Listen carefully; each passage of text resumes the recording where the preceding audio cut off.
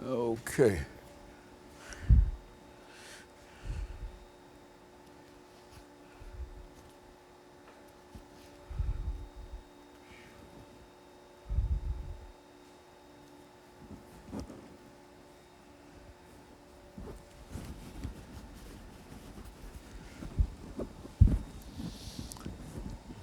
Yeah, I'm not sure what we're going to do with that one. I don't know. You didn't have any problems getting over here today? Okay. Yeah, what we're trying to do is,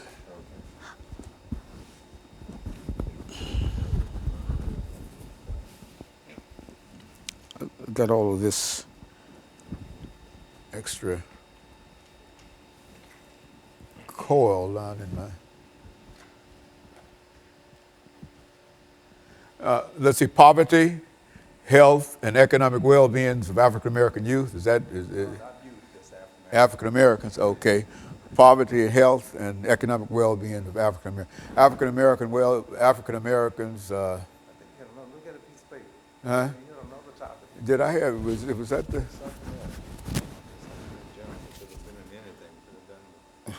Poverty, health, and economic well-being. Okay. No, but what else? I mean, I thought we talked about anything. well, whatever you want to talk about, you. That's it don't matter about what I got. No, sir. But we want.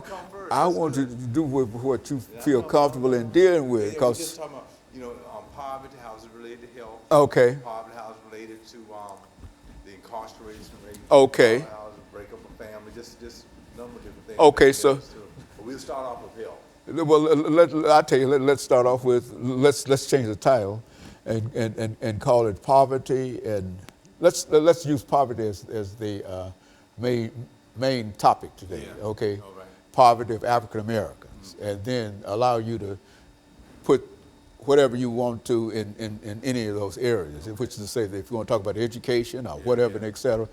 But to talk about, let's start talking about poverty. Okay. Impact of poverty on African Americans. Okay. Yeah, all right. Impact of poverty on African Americans. I think that guy got you riled up, didn't he? Yeah, man. I ain't never seen. Oh, Doc used to be cool. Doc could grab it right from the door and say, "Come on back here." Taylor, he's been with us before. So. Yeah. I don't know. Yeah. You know him. I know him. Yeah. He caused a problem. Yeah, I didn't know they were gonna come out that strong here. Yeah. I gotta be responsible for Yeah, you got your viewing audience. That's right. Yeah. You might say what do you want to say, but Yeah. And You gotta think about. I'm in a situation to stop him. That's right. Yeah. That's right. You might want to pull your tie from the bottom. Okay. For mine? Oh, okay. Okay, so that straight now. As I grab your shirt and see your tie. Can we get a mic check for me, please? Sure. 1, 2, 3. Testing. 1, 2, 3. Testing. Good, thank you. Impact of poverty on African Americans. Okay, that sounds good. Let you go from there. Okay. You have 30 minutes. All right. And so however you want to use poverty here or whatever. Okay. And we'll sort of develop it as we All right. go along. Okay. Don't do no Gregory Taylor. All right, now see, that's still the impact. He does. Still on my mind. He's still on your mind. Oh, the impact here. Yeah, you gotta let it go now. Yeah, I can't. Showtime. Yeah, it is showtime. Ain't it time? Okay, God is good. Okay, Dr. Sanford, EKSanford5, Tennessee State University. Yeah. Still want to be known? Yeah, that'd be good. Okay. Yeah, I'm saying still got me there. They treat me bad, but they Hey, got I me tell there. you, You know how they I do was you. there for 30 years. I hear you. I know You exactly know how that. they do Yeah. it. Okay. All right, anytime we're ready. Yeah, you're talking promotion, yeah. Okay, no problems. We're just trying to, this is the last show for today. All right. I can get out of here. But, I'm supposed to look at you now, right, when we're yeah, talking? yeah, Okay. just watch me. Is the chair okay? Okay. Yeah, just, yeah.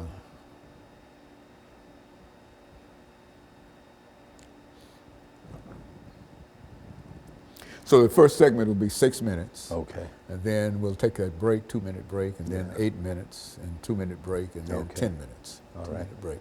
You got that? 6 minutes, 2 break, a minute break, and then 8, and et cetera. etc. And so let me know when we get 2 minutes into each of those segments. I mean, 2 minutes left.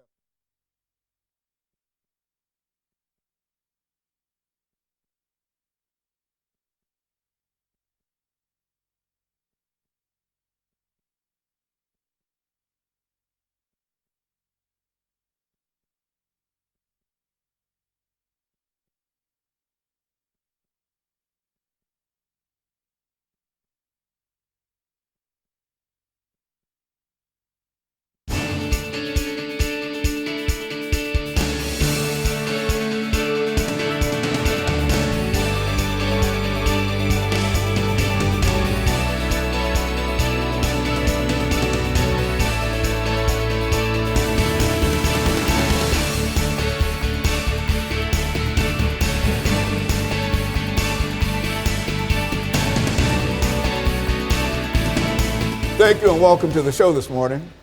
The topic this morning is the impact of poverty on African Americans, and we're fortunate to have with us to talk about the impact of poverty on African Americans, Dr. EKSanford. Dr. Sanford is a professor at Tennessee State University and has been with us on a number of occasions. And so, Dr. Sanford, let me welcome you to the show this morning and to say up front that I'm sure that many members of our audience know you quite well because you've been with us on a number of occasions and you've given us excellent information, sociological information especially, and so we certainly appreciate that, and we're glad to have you here this morning to talk about the impact of poverty on African Americans. But before we start that, Dr. Sanford, let's see if we can talk about Dr. EKSanford, to have you to give us some statements in reference to your background, your education, and some of your experiences.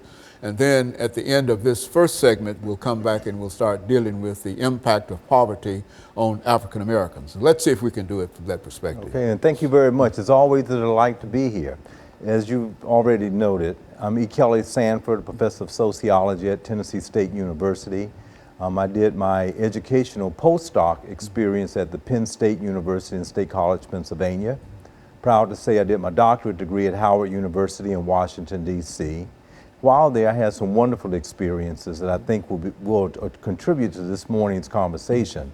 I worked at the national headquarters of the American Red Cross doing evaluation research in HIV/AIDS and education, which I've also contributed to here in Nashville, Tennessee, Davidson County, on that same project with Meharry Medical Center.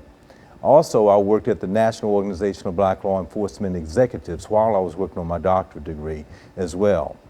I did my undergraduate degree at North Carolina Central University, where I'm originally from, of Oxford, North Carolina, and also at UNC in Chapel Hill, where I'm very proud to have had that experience as well. And then, as you just mentioned, I'm a professor of sociology at Tennessee State University, and I've been there for, I guess, close to 20 years now. Yes. And with a lot of information, Dr. Sanford, I must say up front that you've got so much information and you've done so well in terms of distributing that information and encouraging others to follow some of the information that you've given us. And so I just want you to know that up front. Yes. Let's see if we can start talking to make some statements in reference to this idea of poverty and the impact of poverty on African Americans. Okay, I'm gratefully. I would like to try to mention an observation of a piece that I've just been working on, sociological, a colleague of mine this summer, on obesity rates among African Americans. As you may very well know, throughout the United States and the South, the obesity problem is a huge issue and concern. Over $147 billion is spent each year with regard to obesity rates. That rate is disproportionate to African Americans, and what we found in our research that is disproportionate in relation to poverty. Lower income people have a tendency to have to eat a lot of trans fats, dietary types of habits that are not totally healthy for you but are more filling. And this has been a problem. But I would like to try to place it into a historical context of 1619 of slavery for 244 years leading up to the present, where these types of things have become very cultural. In many instances, some of the dietary habits that might be very present within the culture of the African American experience are linked to that earlier time period. we endearingly may refer to it as soul food, and many of that type of dietary habits now we found contributors to some of the poor health that is present. So from that earlier time period of slavery, to hundreds of years leading through Jim Crow laws and segregation, we found issues of poverty that has led a group of people making up 12% of the population still today, largely into a culture of poverty, I might say, that have brought about certain contributing factors that might be related to health and wellness in a very negative way. Now, interestingly, in our research, we found that unfortunately, not only is it for the low income members of the African American community, but in many instances, even in the middle class and upper middle class and upper class of the African American experience. Why? Because it's related to culture and eating habits and dietary habits. And so some of the foods that are endearing to that particular community, people may still indulge in it in large and disproportionate proportions. So we find hypertension, high blood pressure, issues such as heart attacks, diabetes, that are larger part of society is still disproportionate to the African American community based on poverty. And of course, I think that what we'll do now is to make preparations for this first commercial break, and then we'll come back and we'll pick up at this point, and we'll be back with our audience following this very, very short commercial break.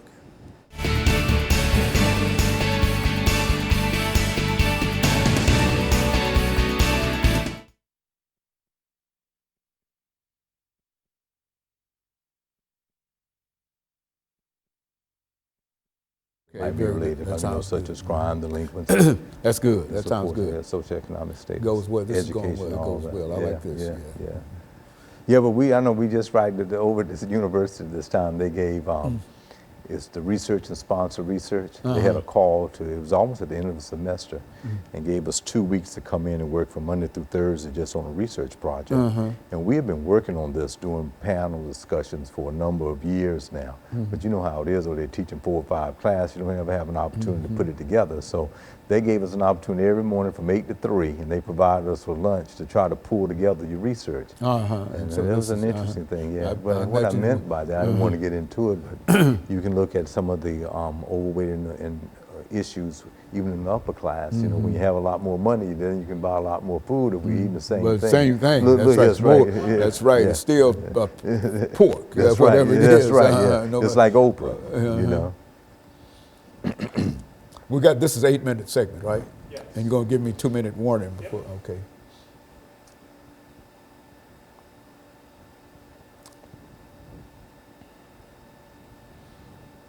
The impact of poverty on African Americans. And we have a lot of it too. There it is.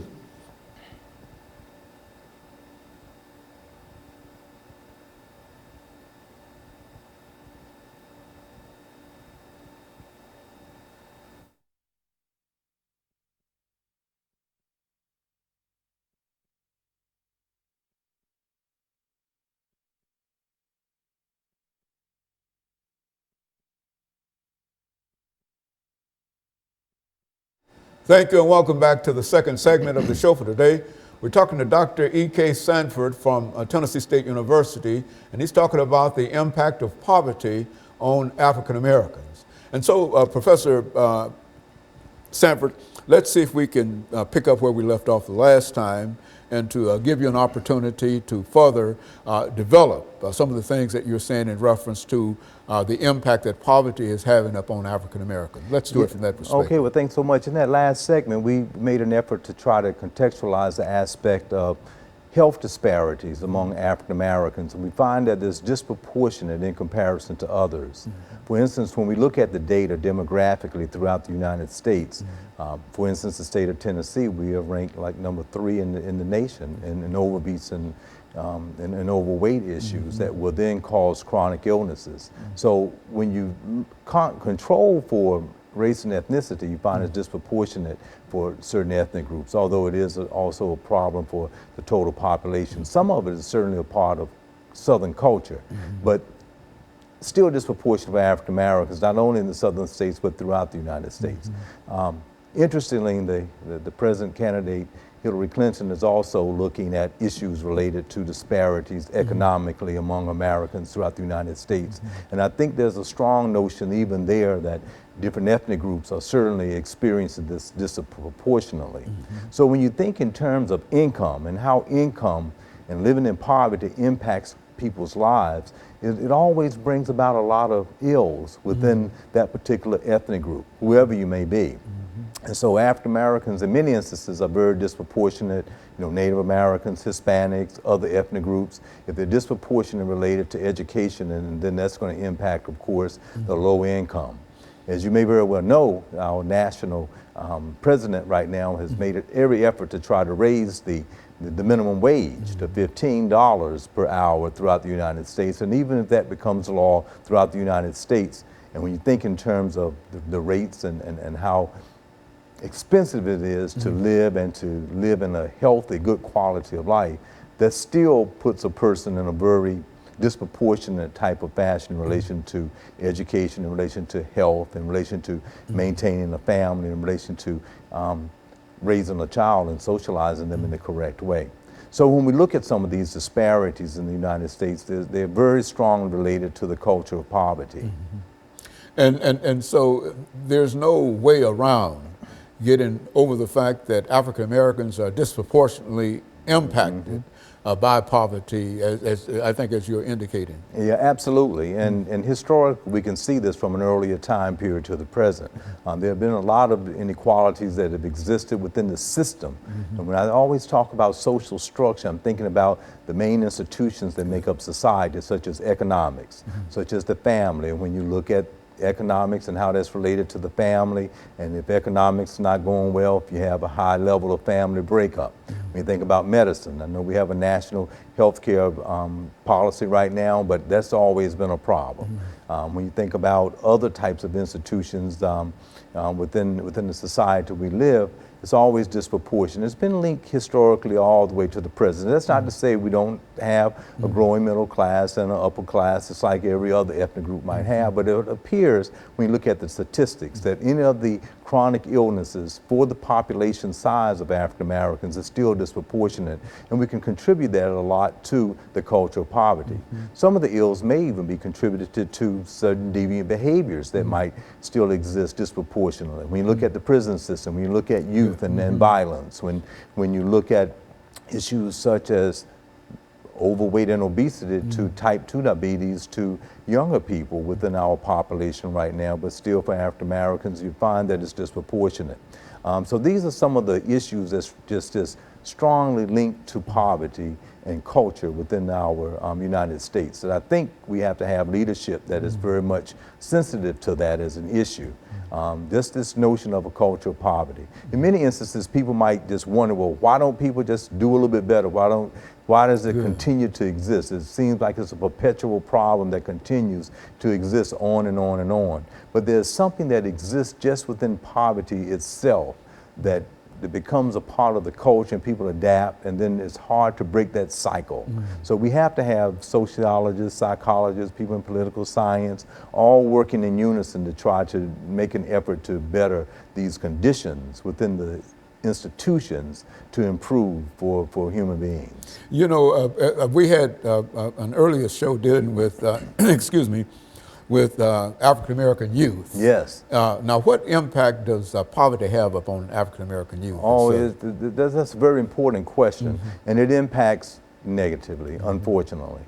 Given the fact that it is disproportionate, and as you have people who are born into the culture of poverty, I think there's no parents, let's say a mother, that would want to have a child and want them to have deviant behavior. But what happens when they grow up within that particular culture, and that culture perpetuates, say, deviant behavior, and what they are around is that, and without an educational support system, without the extended family that is broken down today within the African American community, you find that violence, bullying, you find that different types of deviant behaviors that get people in trouble earlier, being a part of gangs, all of those things become a part of the culture And in many instances, when one wants to stress, say in the school system, to do really good, it might not be very popular to try to go to school and to do your best as it was in the past. Long time ago, within that same, say, African American community, you may have had what Carol Stack would refer to as fictive kin. People just within the neighborhood that you might call uncle, aunt, and big mama or big daddy. All those people would have had an impact on that particular child. In today's society, those same people are not present anymore. You know, when we think about poverty, Doctor, from your perspective, would it be cost efficient if we believe that poverty has something to do with the economic status of African Americans? Would it be to the advantage of the federal government to provide some kind of job opportunity so that African American youth might be able to overcome some of the challenges that you're talking about here? Yes, absolutely.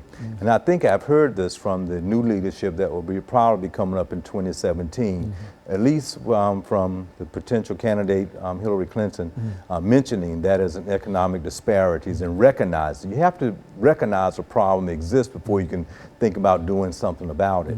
And I think by recognizing it, want to try to implement some type of programs that can help will certainly be impactful. Okay, very good. And so what we're going to do, we're going to take our final commercial break, and then we'll come back and we'll pick up at this point and talk about what might be considered some of the solutions to some of the problems that we're talking about. And we'll be back with our audience following this very, very short commercial break.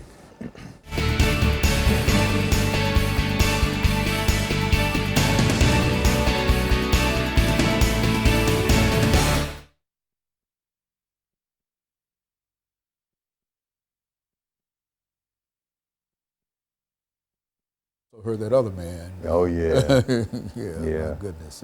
I know. I can't believe it. I can't believe that Donald Trump came. It's going to be something else. It is. It's going to be a political season it that you've really never seen is. before. If he makes the debates and whatever, we can really expect some strange kind of sayings and whatever. And etc. As a matter of fact, well, anyway, we have to deal with it. We have to deal with it. But when we come back, what we want to do is to think in terms of, and that's been my big thing. My big thing is that if the government or somebody, state, federal, or local, or whatever, can provide. See, most of the problems that we have are connected with the economic status of young men, of these young men, and you can't have any kind of solid foundation if you don't have. A job or something, some kind of support, because everything is connected with. A man feels much better. Absolutely. If he's got a job. That's right. You know, I mean, if you've got a job, you don't want to stay out all night and do everything. You want to come home and get ready to go to your job because you know that somewhere there's some compensation coming. That's right. So I think that, and that's why I'm heavy on this. That the government ought to really get involved with giving some of these young people a job, because I think it would certainly be much more cost effective. But anyway, we've got 10 minutes. Okay, the other side tried to pull away. They like to try to look at them as set asides and all of that. They try to take away from Head Start and all of that. Yeah, well, it might take away from incarceration too. It would, absolutely. That's a real problem. Yeah, I'm telling you. A young man in solitary confinement, you see about how in the world can you keep somebody in solitary confinement for 40 years?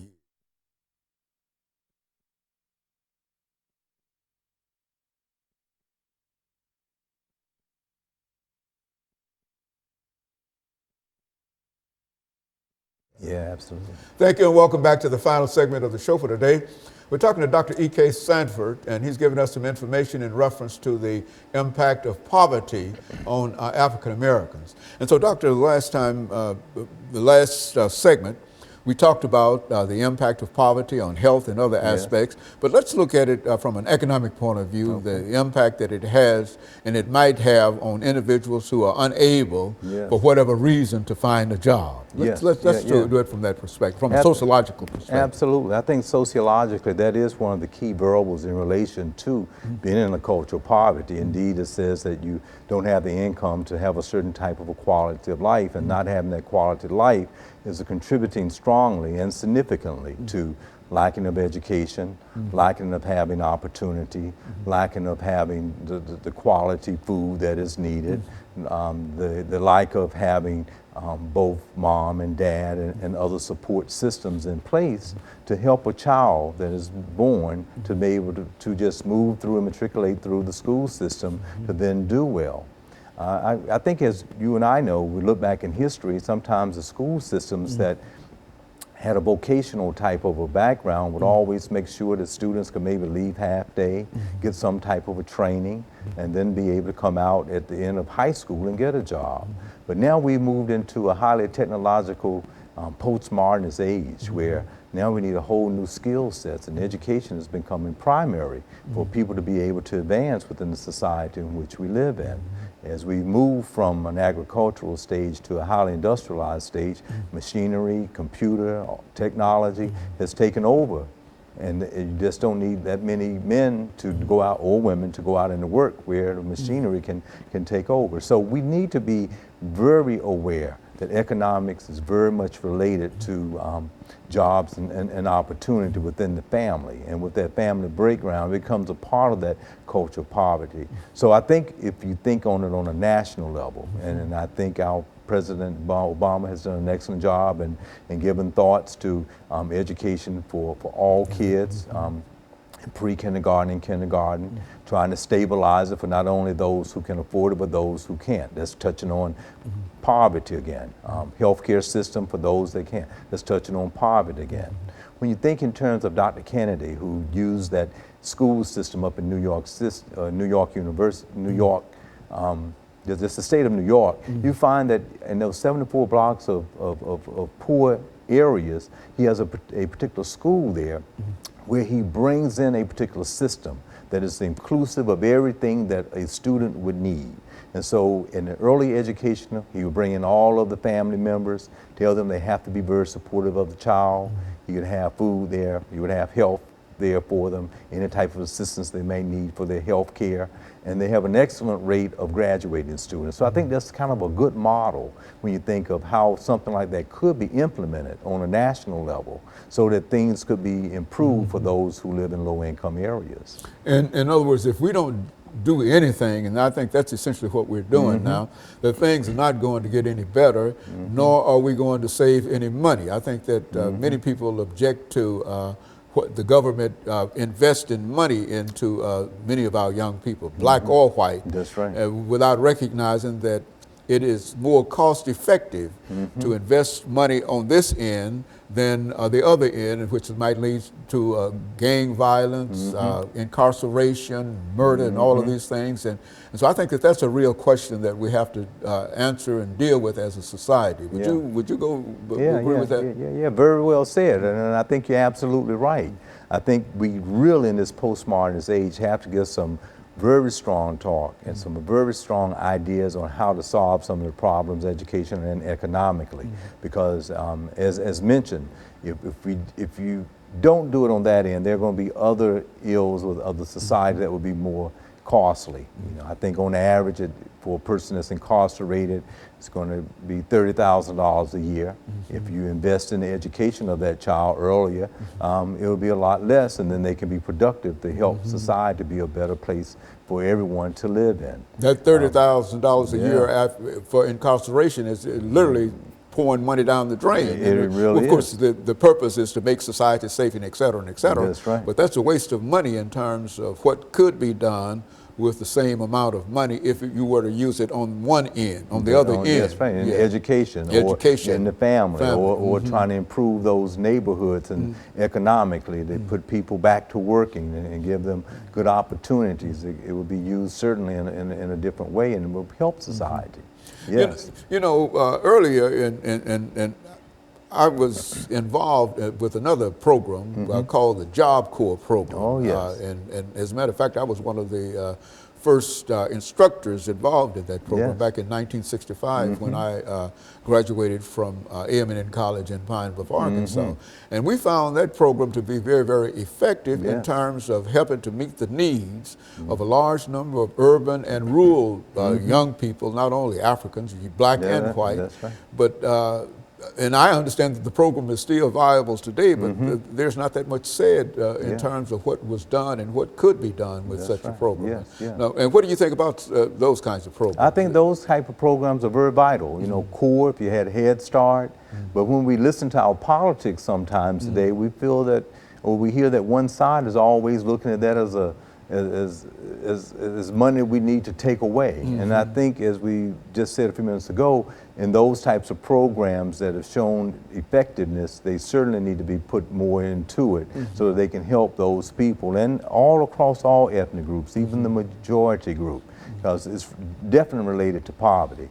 And poverty, whether you belong to the majority group or the minority group, is going to impact Poverty you in the is same poverty, way. Poverty right? is Yeah, poverty. that's what Yes. poverty is. That's that right. It Yeah, really yeah. doesn't care about personalities. If that's you get right. involved in poverty, you are caught up in You poverty. are caught up in it, and might then- be more one group involved in it than the other, but Yes. that really doesn't concern you if you Yes. are individually caught up in it. Absolutely. So I think having innovative programs like that would be very effective. Now, there are some out there with the Robert Wood Johnson Foundation and the Bill Gates Foundation that's trying to come up with innovative ideas of helping some of these types of ills within society, from obesity rates to improving education for contemporary society in which we live in, which we're really needing at this point. So I think there are some innovative things out there that are going on right now. But yeah, I think those types of programs that we've had in the past, if they could be strongly contributed to, they could really be effective today. And especially if we could get some jobs, some construction jobs, or some Yes. kind of activity that would use many of these young people to do something that is constructive and that helps society as a whole, then I think that would be quite a movement to make for not only the government, for private enterprise and et cetera, because I don't think that we have to, living in the greatest country in the world, I don't think that we have to have the amount of poverty and unconcern and uneducation and incarceration and et cetera. I think that we could be a better society. Do you think that we could be a better society than with what we have? Oh, absolutely. It just has to, we have to move away from the greed a little bit. We have 1% that owns the majority of everything in this country and not willing to let it be impactful for other groups. But I think overall, if we could just give to those types of programs, everyone in society could then prosper. But there's certainly a need for that. If not, you're going to spend it on one end, and that's going to be in incarceration or having deviance within the society, and having less of what we would want to be the model country in which we are. Yes. You know, Dr. Sanford, you've been with us on a number of occasions, and I certainly appreciate all of the information that you are giving us. But and looking down the road between now and as we move into this next cycle in terms of elections and et cetera, would it, and I just want to throw this out, not that I anticipate any kind of answer now, but do you think that it would be effective if many more of us could become involved in the political process? Oh, do you think absolutely. that we could do anything by that? Oh, absolutely. And I certainly hope that this time we will throughout the United States. I know sometimes in so-called red states you find many that feel like that it's hopeless and they won't, but it's very important for everyone to be a part of that process. Okay, very good. And let me thank you for bringing by that excellent information. And let me encourage our audience to tune in again next week for another informative edition of Comments. Thank you and good morning.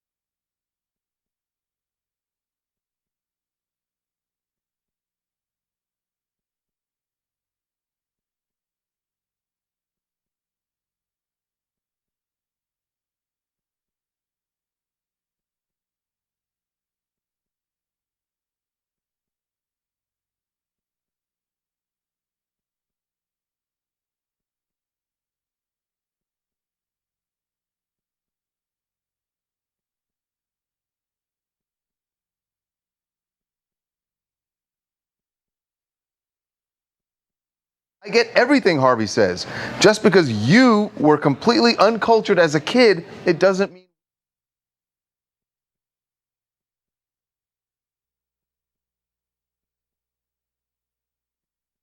Cultured. You're criticizing someone. Had to let that sink in for a minute. Harvey, I imagine you keep LA tanning salons. Where to you? It's not true. Those owners are sending.